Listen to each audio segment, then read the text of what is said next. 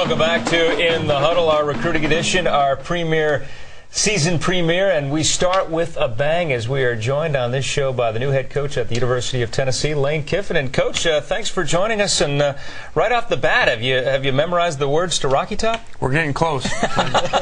My 3-year-old has it down. I'm trying to work on it.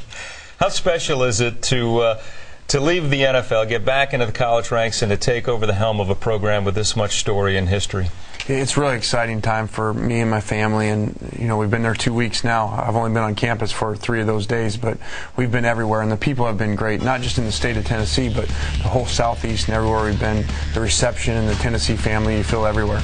I know it's been a whirlwind for you, and your focus has been recruiting. I think I've heard 14 states in about 10 days. What's going to be kind of the strategy at Tennessee with you in recruiting? Going national, California, Texas, and obviously recruiting the Southeast, in particular, your backyard, Tennessee. But what will be the overall strategy with recruiting? Well, we have to start with Tennessee, and that's what we did the first 2 days. I went to as many places as I could, started in Memphis, and that's very big to us as we study the state. There's so many players in the western part of the state and in Memphis, and a number that have gotten away from us over the last few years. So we have got to develop a plan to keep guys in state, and that's where our focus was right away. And for the players to feel it, the coaches to feel it, and then we moved out. From there, we went throughout the Southeast and then around the whole country.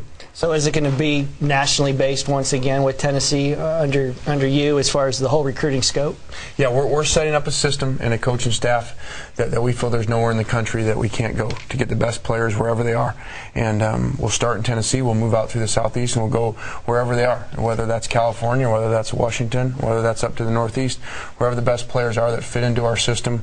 We're gonna put a product out there that Tennessee football and the staff, that we can prepare you as good as anybody in the country, that there should be nowhere that we can't go. I know we can't name names, but I know a burning question with Tennessee fans is what's going to be the short-term direction with quarterback in this class and then long-term?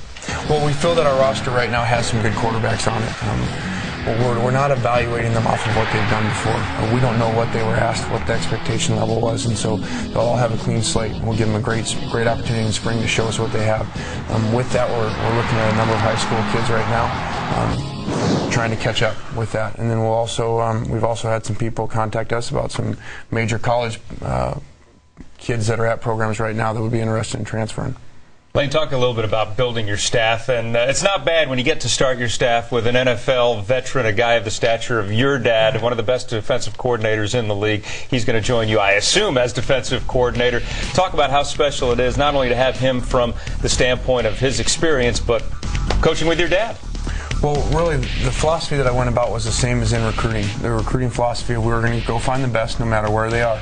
And we started with this, and being an offensive head coach that's going to run the offense, I had to look at the other side of the ball because I didn't want to have to spend a lot of time over there with all the recruiting and all the things that go into being the head coach at Tennessee and running the offense.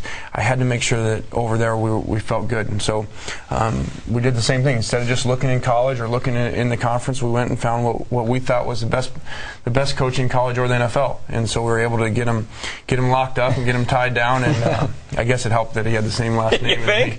Yeah, but it was a long recruiting process to get him. But we're real excited about it, and we think it puts us in position to have a great defense on the field. But also, once again, I can't imagine that that every kid in the Southeast and the country that's a great defensive player does not have a strong interest in Tennessee right now.